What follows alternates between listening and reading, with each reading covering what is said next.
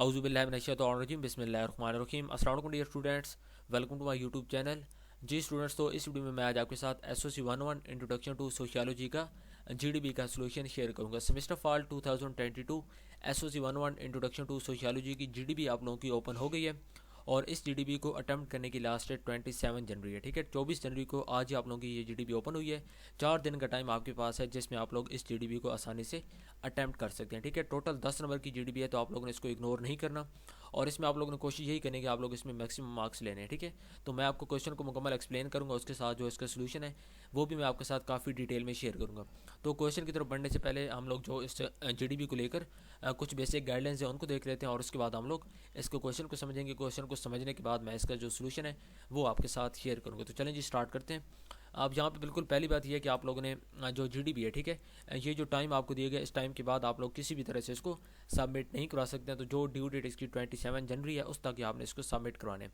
उसके बाद font style आप लोगों ने टाइम्स न्यू रोमन और फ़ॉन्ट साइज़ आप लोगों ने 12 रखना है। उसके अलावा जो मेन चीज़ है वो वर्ड्स लिमिट है। वर्ड्स लिमिट आपको 300 से 350 वर्ड्स की दी गई है। तो मिनिमम आप लोगों के 300 और मैक्सिमम 350 वर्ड्स होने चाहिए। 350 से अगर ज़्यादा हो जाए तो कोई मसला नहीं है, लेकिन 300 से कम ना हो। तो क्योंकि 10 नंबर की जीडीपी है तो इसमें इतने वर्ड्स आप लोग लिखेंगे तो ही आपको इसमें नंबर मिलेंगे। उसके अलावा आप लोगों ने कॉपी पेस्ट नहीं करना, एक दूसरे को भी कॉपी पेस्ट नहीं करना और इंटरनेट से भी या आपका जो जीडीपी का सोल्यूशन होगा किसी भी जो यूट्यूब की वीडियो है उसके साथ आपका कंटेंट मैच करना नहीं चाहिए। अगर वो मैच कर गया तो उसके आपको नंबर नहीं मिलेंगे। और इस जीडीपी के अंदर जो सारा आमतौर पर आपका सोल्यूशन होता है उसको प्रॉपर्ली चेक करते हैं, तो इसलिए आप लोगों ने कॉपी पेस्ट नहीं करना, अदरवाइज़ आपको नंबर नहीं मिलेंगे।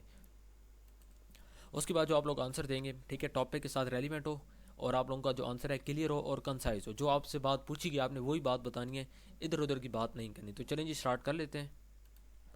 जी स्टूडेंट्स, तो ये आप लोगों की क्वेश्चन फाइल है, सॉरी सोल्यूशन फाइल। आप जहाँ पे देखें तो बाकी मैंने आपके साथ जो गाइडलाइंस है उनको शेयर कर लिया है। तो चलें जी, अपने क्वेश्चन को देखते हैं। पहला जो हमारा मेन क्वेश्चन है वो क्या है। अब जहाँ पे देखें, globalization has created the new challenge as well as opportunities for human civilization in current era. कि ग्लोबलाइजेशन ने डिफरेंट न्यू चैलेंजेस क्रिएट कर दिए हैं। ठीक है, जो मतलब कि अभी टाइम चल रहा है, इस टाइम के अंदर इंसानों के लिए डिफरेंट किस्म के मौके भी पैदा हो गए हैं और साथ साथ चैलेंजेस भी पैदा हो गए हैं। किस चीज़ की वजह से? ग्लोबलाइजेशन की वजह से। अब ग्लोबलाइजेशन क्या है वो मैं आपको आगे चल के बताता हूँ। आगे देखें, every social institution go through the transformation stage due to the globalization. तो उसके बाद कोई भी सोशल इंस्टीट्यूशन होती है वो ट्रांसफॉर्मेशन की स्टेज से गुजरती है सिर्फ और सिर्फ ग्लोबलाइजेशन की वजह से। कि पहले उसकी कोई और मतलब की कंडीशन होती है, उसके बाद ग्लोबलाइजेशन की वजह से उसके अंदर चेंजेस आती हैं और उसके अंदर ट्रांसफॉर्मेशन आती है। उसके बाद however the most important aspect for sociologist and to explore is the family institution. तो सोशियोलॉजिस्ट हो के मतलब के सोशियोलॉजिस्ट होते हैं, उनकी नज़र में जो सबसे इम्पोर्टेंट एस्पेक्ट है वो है एक्सप्लोर करना फैमिली इंस्टीट्यूशन को, which is greatly affected by the globalization. Family institution को जो कि ग्लोबलाइजेशन है इसने बुरी तरह मुतासर किया है। Nowadays traditional extended families are breaking down into nuclear ones in Pakistan. तो अब यहाँ पे जो ट्रेडिशनल मतलब कि रवायती फैमिलीज़ हैं वो अब टूट रही हैं और वो कन्वर्ट हो रही हैं न्यूक्लियर फैमिलीज़ में पाकिस्तान के अंदर। In addition family relation and value structure is being and deteriorated day by day. ठीक है, तो उसके बाद जो फैमिली का वैल्यू का स्ट्रक्चर है, ठीक है, और फैमिली के जो रिलेशंस हैं वो भी मुतासर हो रहे हैं। अब यहाँ पे आपका जो मेन क्वेश्चन है वो क्या है वो मैं आपको दिखा देता हूँ। तो ये तो जो क्वेश्चन का जीडीपी का कंटेक्स्ट आप कह सकते हैं वो था, जिसको मैंने आपके साथ उर्दू में भी यहाँ पे आपके सामने शेयर कर लिया। अब आप लोगों का क्वेश्चन है वो क्या। क्वेश्चन आप लोगों का यहाँ पे देखें, ये क्वेश्चन है कि by analysing the situation of family institution इन पाकिस्तान, कि पाकिस्तान के अंदर जो फैमिली की इंस्टीट्यूशन है उसको एनालाइज करने के बाद आपने कोई से 5 नेगेटिव इम्पैक्ट्स बताना है ग्लोबलाइजेशन के, जो कि पाकिस्तान के फैमिली स्ट्रक्चर के ऊपर मतलब कि उसने पाकिस्तान का जो ख़ानदान का ढांचा है उसने फेस किए। तो यहाँ पे उर्दू में मैंने आपके सामने क्वेश्चन लिखे हुए और उसके ऊपर जो मेन आप लोगों का जीडीपी का कॉन्टेक्स्ट था वो भी मैंने यहाँ पे आपके सामने उर्दू में लिख दिया। ठीक है, तो क्वेश्चन की अगर आपको समझ आ गई है, अब हम चलते हैं कि क्वेश्चन के अंदर यहाँ पे कुछ इंपॉर्टेंट पॉइंट्स की बात हुई है। फर्स्ट ऑफ ऑल यहाँ पे उन्होंने बात की ग्लोबलाइजेशन की। ठीक है, ग्लोबलाइजेशन की। अब फर्स्ट ऑफ ऑल तो आपको ये समझना होगा कि ग्लोबलाइजेशन है क्या।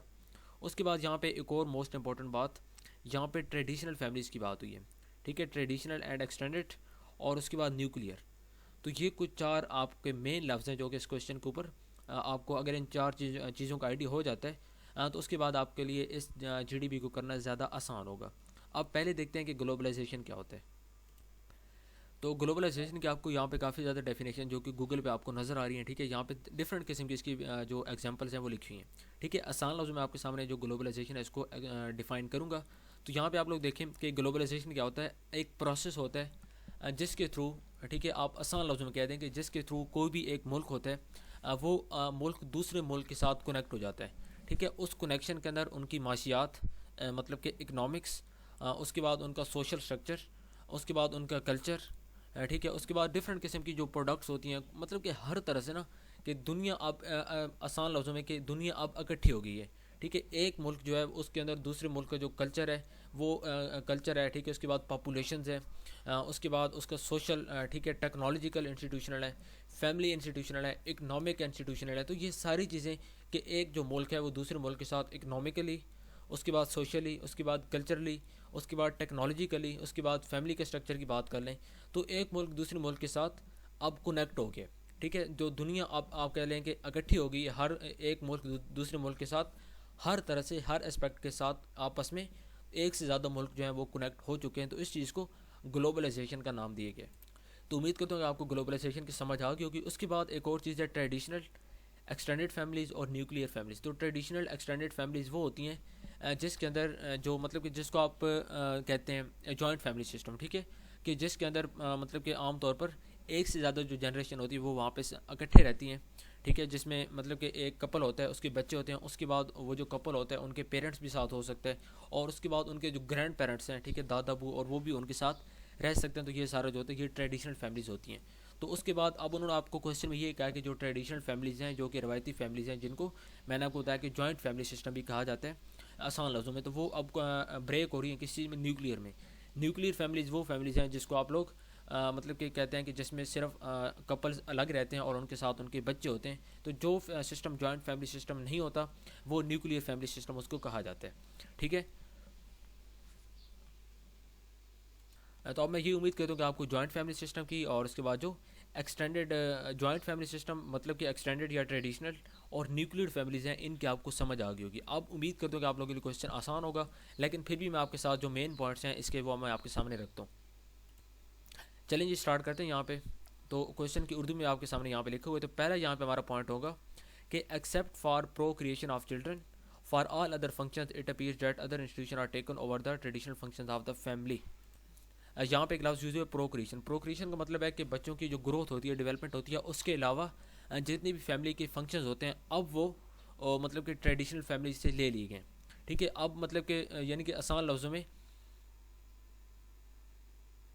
तो मतलब कि जो बच्चों को जो यानी कि पहले ग्रोथ होती थी, डेवलपमेंट होती थी एक ट्रेडिशनल फैमिली के अंदर, मतलब कि एक्सटेंडेड फैमिली के अंदर, जॉइंट फैमिली सिस्टम के अंदर, अब सिर्फ बच्चों की वहाँ पे ग्रोथ तो हो रही है, सिर्फ ग्रोथ हो रही है, लेकिन उसके अलावा जितने भी फैमिली के फंक्शंस थे वो वहाँ से मतलब कि कन्वर्ट हो गए किस चीज़ में, न्यूक्लियर फैमिलीज़ में।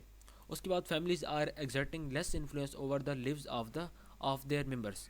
इसका ये मतलब है कि जो फैमिलीज़ हैं उनका इन्फ्लुएंस जो है वो उसके मेम्बर्स के ऊपर कम हो गए, ठीक है। पाकिस्तान की बात हो रही, तो families are exerting less influence over the lives of their members. तो मतलब ये है कि जो फैमिलीज़ हैं उसके अंदर यानी कि एक फैमिली रह रही है, उसके अंदर बच्चे हैं, ठीक है। उन बच्चों के ऊपर जो वो फैमिली है उसका जो मतलब कि इम्पेक्ट था वो कम हो गया। कम इसलिए हो गया क्योंकि उसमें जो आसान लो जो वजह आपको बता देता हूँ कि पेरेंट्स होते हैं, अम्मी और अबू दोनों काम कर रहे हैं, ठीक है, जॉब्स कर रहे हैं। तो बच्चे हैं उनकी जो मतलब कि तरबियत वगैरह हो रही है, अब उनके ऊपर उनके माँ बाप का जो रोल है वो कम हो गया है। उनकी तरबियत के अंदर उनके जो टीचर्स हैं उनका रोल ज़्यादा हो गया। उसके बाद बच्चे ज़्यादा टाइम मोबाइल पर गुजार रहे हैं, मोबाइल का रोल ज़्यादा हो गया। उसके अलावा वो खेलने जाते हैं, ठीक है, वहाँ पे ज़्यादा टाइम स्पेंड करते हैं, ट्यूशन जाते हैं। उसके बाद कहीं मस्जिद कहीं पे भी मतलब कि आसान लफ्ज़ों में कि फैमिली का जो अपना काम करने वाले थे वो फैमिली ने अब डिफरेंट लोग और कर रहे हैं। तो बच्चों की जो मतलब कि फैमिली का एक इन्फ्लुएंस था, एक इम्पैक्ट था बच्चों के ऊपर, वो अब काफ़ी हद तक कम हो गया।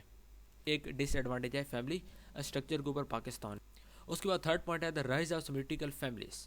तो इसमें क्या हुआ है कि सिमेट्रिकल फैमिलीज़ कहते हैं कि जिसमें दोनों जो हस्बैंड वाइफ दोनों होते हैं वो काम करते हैं, जॉब करते हैं, ठीक है। तो इसके अंदर भी जो डुअल अर्नर फैमिलीज़ हैं, तो मतलब कि इस तरह की जो फैमिलीज़ हैं वो भी इंक्रीज़ हो गई हैं।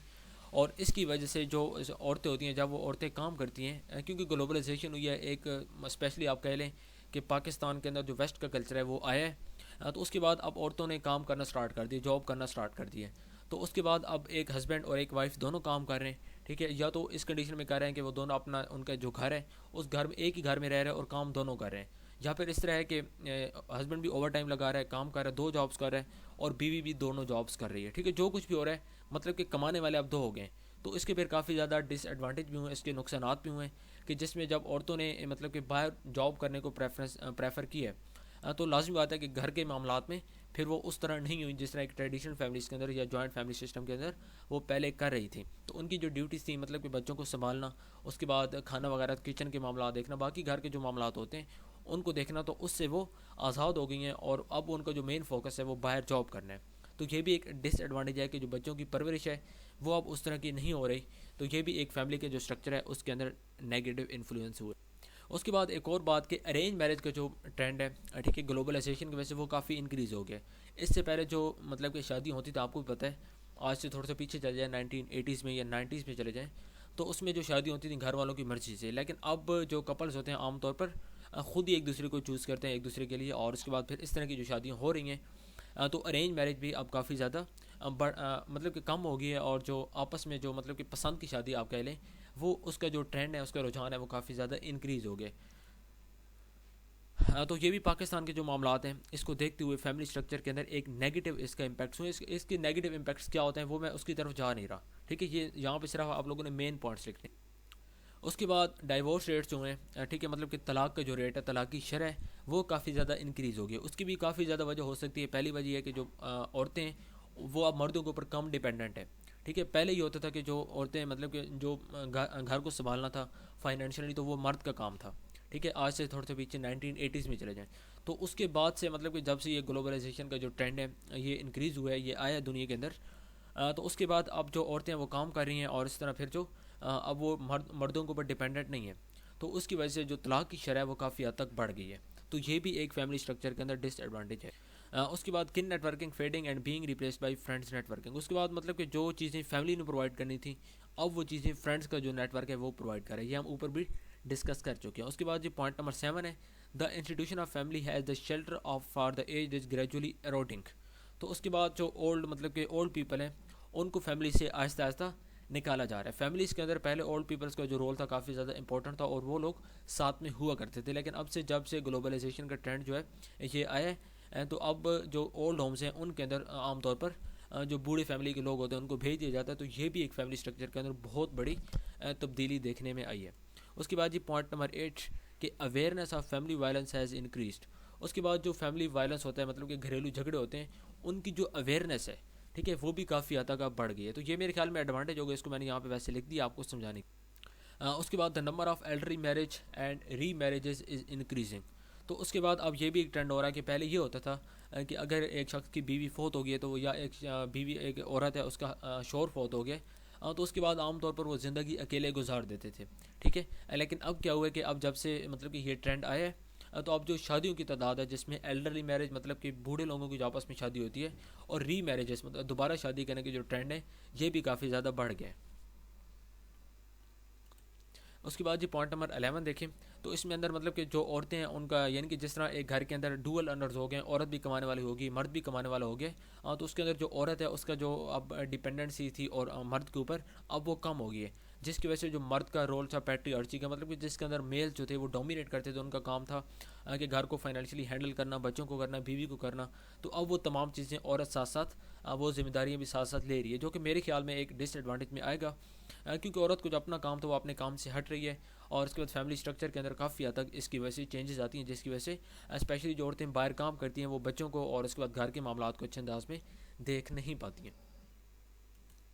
तो यहाँ पे देखिए उसी पॉइंट की बात हुई है कि जिस तरह मतलब कि औरतें यानी कि बाहर काम कर रही हैं, तो उसकी वजह से जो ब्रीड विनर आमतौर पर पहले मेल्स को कहा जाता था, तो मेल्स का जो रोल था ब्रीड विनर का मतलब कि पैसा कमाने का या अर्निंग करने का, वो रोल अब उनसे कम हो रहा है और वो रोल अब उनसे खींचा जा रहा है। तो जिसमें औरतें अब डोमिनेट कर रही हैं, जिसका नुकसान हम ऊपर डिस्कस कर चुके हैं कि जिसकी वजह से तलाक की शरह है वो काफ़ी ज़्यादा बढ़ रही है। और उसके बाद जो बच्चों की तरबियत है वो भी उस लिहाज से नहीं हो रही, क्योंकि दोनों काम कर रहे हैं, दोनों को जो पहले एक रोल था औरत का, औरत अपने रोल से हट रही है, तो ये तमाम चीज़ें डिसएडवांटेज में आ जाती हैं। उसके बाद जो मैरिज का कंसेप्ट था, ठीक है, वो शिफ्ट हो रहा है, मतलब कि जिसमें अब ये हो रहा है कि जो औरतें काम करती हैं, अब आम तौर पर जब शादी करनी होती है तो कुछ लोगों की ये ख्वाहिश होती है कि हम उस घर में शादी करेंगे जहाँ पे औरत जो होगी वो हमें मतलब कि शादी के बाद भी फाइनेंशियली भी हमें सपोर्ट करेगी। तो इस तरह जो एक अब ये माशरे के अंदर एक नॉर्म बनता जा रहा है, मतलब कि एक आप कह रहे हैं रिवाज बनता जा रहा है कि उस घर में शादी करनी जहाँ पे जो औरत होगी बाद में वो मतलब कि पढ़ी लिखी होगी, उसके बाद एक प्रॉपर एजुकेशन होगी, उसके बाद प्रॉपर एक्सपीरियंस होगा जॉब का, और उसके बाद शादी के बाद वो हमें फाइनेंशियली भी सपोर्ट करेगी। तो यहाँ पे काफ़ी इस तरह के पॉइंट्स आप लोग लिख सकते हैं। यहाँ पे मैंने काफ़ी सारे डिटेल में लिखे हुए हैं, ठीक है, आप इनको देखें और यहाँ से आप लोग इसमें आइडिया ले लें, और आइडिया लेने के बाद आप इसको, मैंने काफ़ी ज़्यादा एक्सप्लेन कर दिया लेकिन वीडियो ऑलरेडी काफ़ी लंबी हो गई है, तो मेरे ख्याल में अब इतना काफ़ी है और आप इसको अब अपने अंदाज में देखेंगे। पॉइंट्स मैंने काफ़ी ज़्यादा मेंशन कर लिए हैं, आप इसको देखें और यहाँ से आइडिया लें। आइडिया लेने के बाद आप लोग अपने GDP को तैयार करें। तो उम्मीद करता हूँ कि आपको सारी बात की समझ आ गई होगी। फिर भी अगर आपको कहीं पे इस GDP में मसला होता है तो कमेंट्स बॉक्स में आप लोग लाजमी बात करें, इंशाल्लाह आपको टाइमली रिप्लाई मिलेगा। अगर आप चैनल पे न्यू हैं तो काइंडली चैनल को सब्सक्राइब कर लें, उसके साथ लगे बेल आइकन के बटन को लाजमी प्रेस कर लें ताकि आगे जितनी भी मैं इस तरह की वीडियोज़ अपलोड करूँगा आप उसका फ़ायदा हो सके। ठीक है, मिलता है नेक्स्ट वीडियो में। टिल देन अल्लाह हाफिज़, थैंक यू सो मच।